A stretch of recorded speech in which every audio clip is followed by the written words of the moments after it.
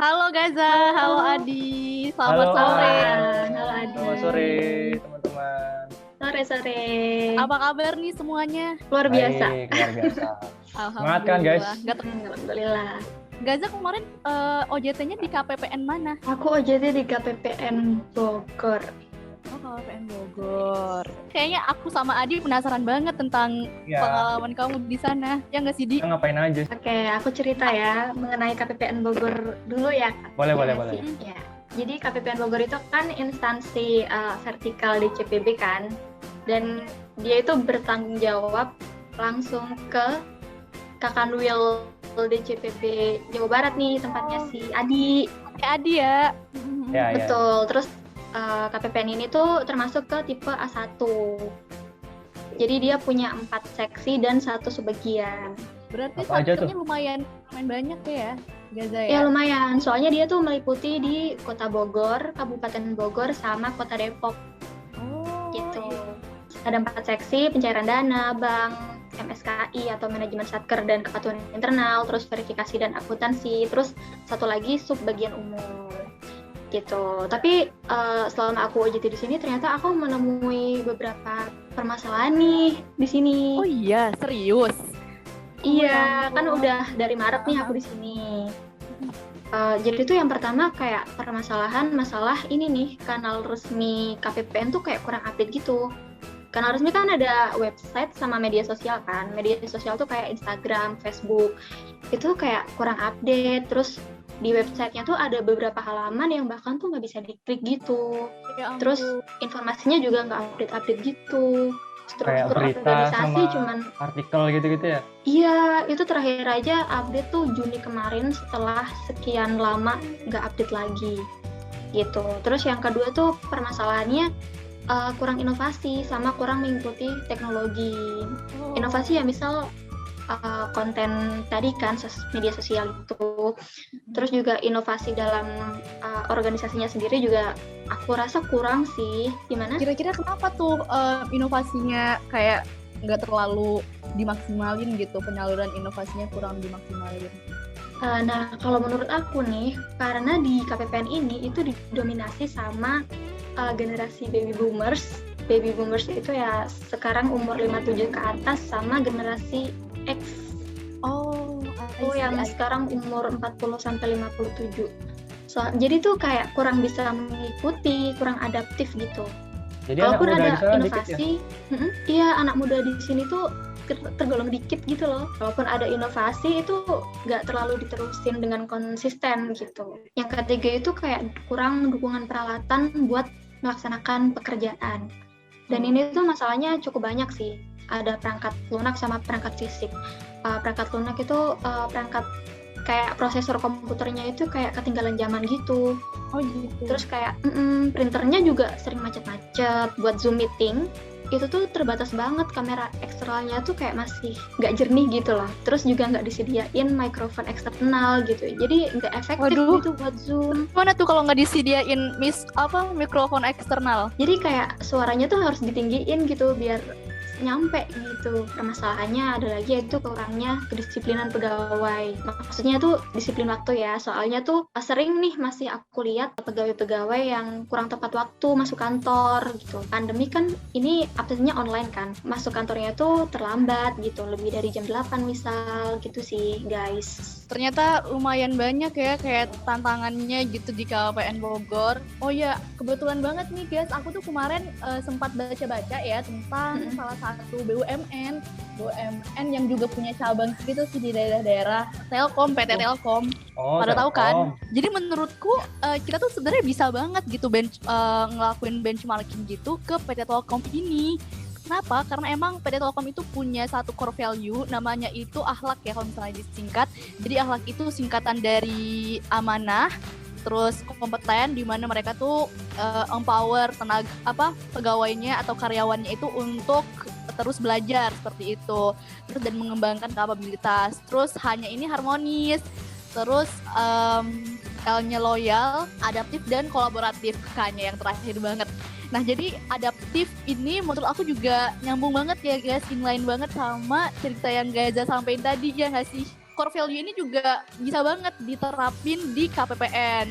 Berarti ya, terus juga di tahun 2021 ini PT Telkom itu berhasil menjadi juara umum pada ajang perdana Akhlak Award yang diadain oleh BUMN loh. Keren banget gak sih? Keren banget sih. Keren.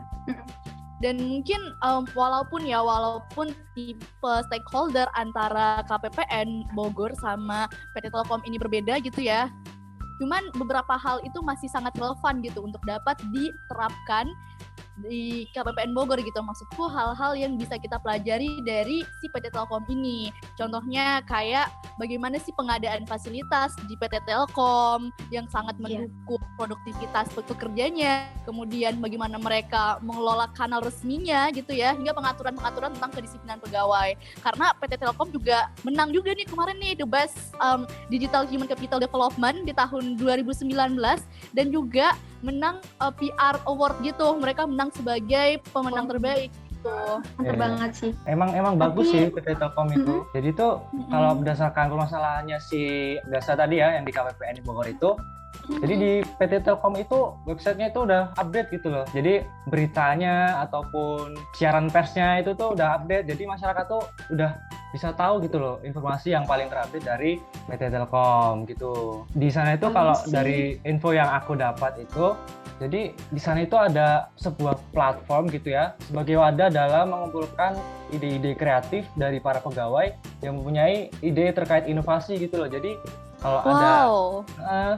kalau ada inovasi yang ingin dibuat dari pegawai gitu bisa masuk ke platform itu. Namanya tuh Digital Amoeba Program. Jadi Digital Amoeba Program itu program dengan memanfaatkan design thinking, experimentation, dan collaboration sebagai wadah inovasi bagi karyawan Telkom gitu. Jadi kayak dengan adanya program yang seperti ini tuh kelihatan banget ya kalau emang PT Telkom ini sangat concern gitu dengan inovasi-inovasi yang diberikan oleh karyawan mereka gitu ya dia. Iya, jadi menampung semua ide-ide gitu. Jadi itu dapat menjadi revenue generator juga bagi Telkom di masa depannya gitu kan ya. Bisa banget. Oh, benar. Apalagi nih dari Telkom. Ya, aku juga penasaran jadinya. Jadi di sana tuh fasilitasnya juga memadai bagi para pegawainya, mulai dari perangkat lunak hingga perangkat fisiknya. Dibuktikan dengan penghargaan yang dimulai PT Telkom pada Indonesia Top Digital PR Award 2020 gitu. Jadi udah dapat penghargaan dari banyak pihak gitu loh. Terus di sana tuh tata ruang kerjanya tuh udah open space. Open space tau nggak kalian? Apaan tuh open space? Setahu yang bikin lega gitu ruangannya. Oh iya. Jadi nggak ada sekatnya itu loh guys. Tahu kan? Jadi sirkulasi udaranya tuh seger gitu. Jadi komunikasi antar pegawai bisa enak gitu. Terus kemudian satu lagi nih terkait yang masalah disiplin waktu tadi. Di PT Telkom ini ada nih namanya aplikasi Diarium ya. Aplikasi ini tuh berbasis Android. Di dalamnya itu ada fitur absensi online, mencatat aktivitas sehari-harinya. Terus kemudian yang ketiga itu bisa media komunikasi dengan para pegawai, bisa share file dan sebagainya. Gitu. Jadi jadi itu tuh udah terintegrasi jadi satu gitu loh guys. Nah, apalagi jadi cuma buat absen gitu ya dia, nggak cuma buat aktivitas yang berkaitan dengan pekerjaan, tapi kita juga bisa koordinasi dengan pegawai-pegawai yang lain gitu juga dia. Betul. Terus juga di absensi itu absensinya ini tuh dihubungkan dengan GPS yang ada di handphone masing-masing pegawai gitu loh. Jadi atasannya dapat memonitor secara langsung posisi pegawai itu di mana secara real time gitu loh guys. Jadi mantep sih ini aplikasinya.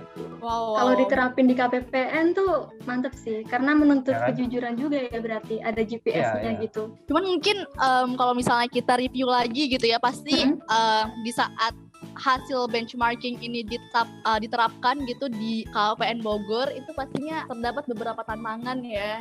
Iya sih, jelas sih. Ya? Mungkin kalau misalnya aku mikirnya gini sih berkaitan dengan budaya kantor kali ya, budaya kantor yang emang dari dulu tuh udah kayak gitu, jadi udah rigid dan untuk menerapkan sesuatu yang seperti ini tuh agak challenging gitu ya. Iya betul. Karena orang udah punya kecenderungan gitu dan mereka udah nyaman dengan hal-hal yang mereka biasa lakuin selama ini kayak gitu.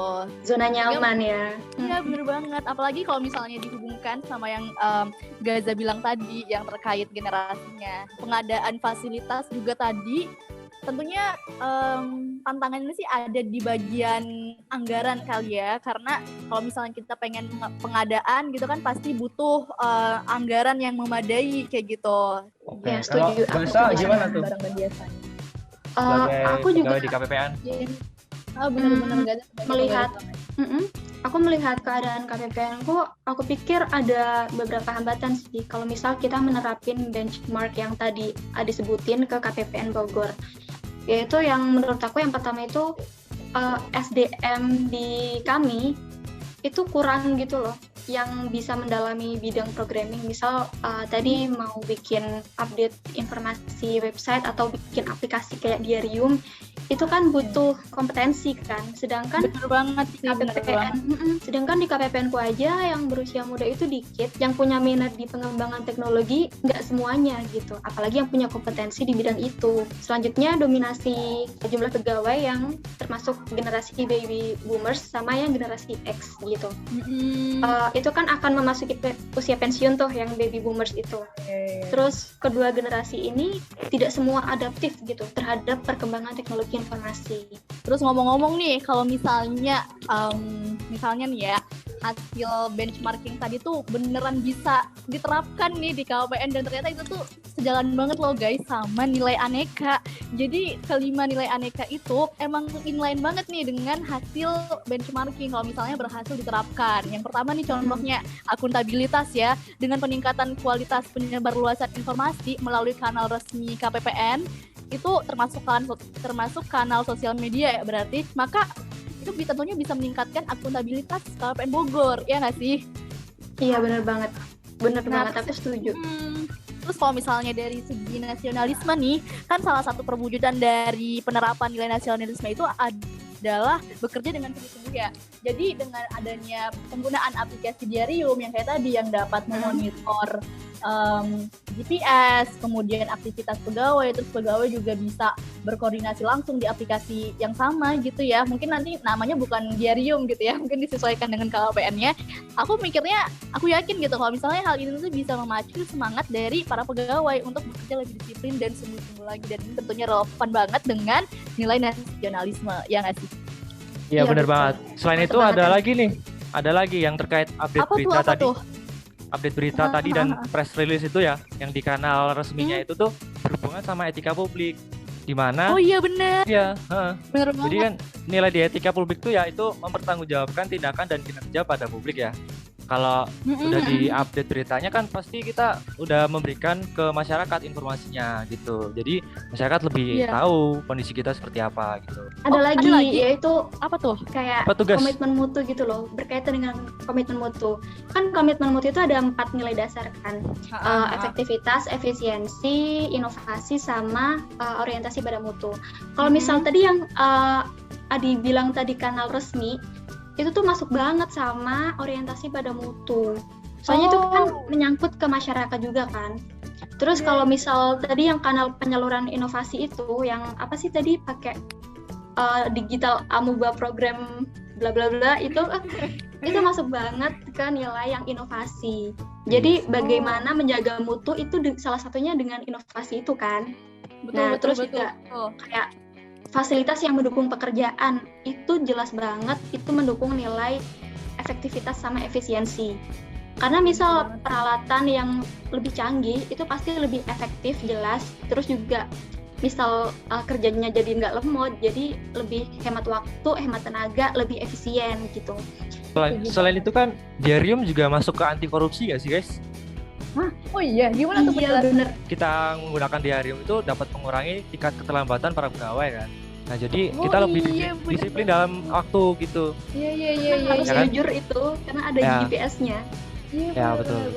Betul. Ya ampun, ternyata banyak banget ya keterkaitannya dengan nilai aneka, dan ternyata dari PT Telkom itu kita bisa ambil banyak lesson learn gitu ya setelah kita melakukan benchmarking kayak gini nih.